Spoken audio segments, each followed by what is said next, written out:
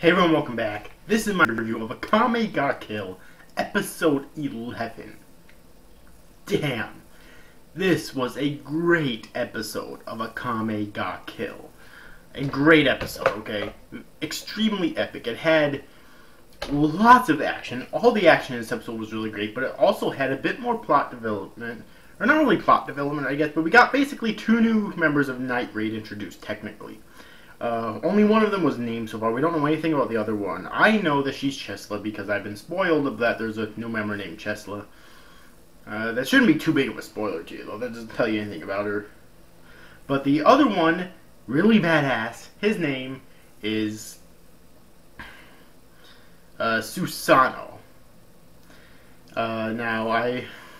It's kind of weird because with his name being Susano, I figured that his Imperial arm would be like to control storms or something, because if you're not aware, Susano in Japan is the Shinto god of storms and the sea, so but it couldn't be anything to do with the sea particularly, because we already have a water Imperial arms.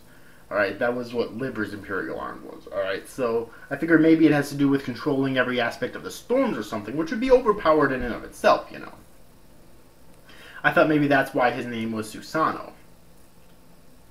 Well, we find out, no, he's actually an organism type Imperial arm. Now, this raises 2 questions. Or this raises a big question. Is he himself, like, is he actually an Imperial arm? Because if so, then he must have been alive for a long-ass fucking time, you know.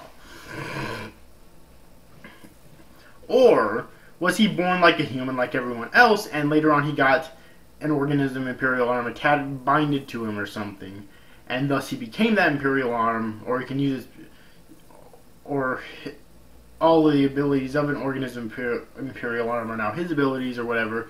That's a really big question that I really want to be answered in the future of this series, alright? So, yeah. So that's a really big question right there. Other than that, though, he is a badass. Like, seriously, he shows up on the battlefield riding on a danger beast with Chesla and Najinda, by the way. Lands on the battlefield and just demolishes the fucking army of enemies that look exactly alike, single-handedly. Okay, and then he does help take out Dr. Stylish at the end when Dr. Stylish basically turns into a danger beast. It takes the combined efforts of a Susano, Mine, Tatsumi using the Incursio armor, and Akame to take him out during that final battle, which was epic as shit. Although all the action in this episode was really fucking epic and badass, okay? But I really like Susano so far. I'm really interested to see what else lies underneath this character, okay? Because he looks really cool, and he fights really cool. Now, I want to talk about Dr. Stylish for a little bit, because Dr. Stylish, I've only watched like 2, maybe 3 episodes of Steins Gate so far, but am I the only one that got the impression he's kind of like Okarin from Steins Gate combined with Mayuri Kurotsuchi from a Bleach? That is a frightening combination. A frightening combination. Dear God. I don't even want to think about that. Because it's like, Okarin's a mad scientist in and of himself.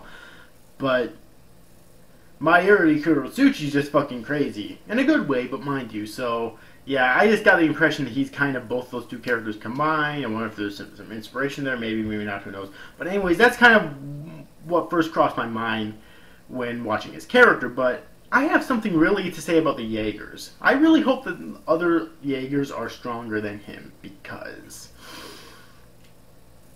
yeah, he was kind of pathetic. Don't worry, don't get me wrong, I enjoyed watching him on screen, but he was still kind of pathetic in terms of his abilities, okay?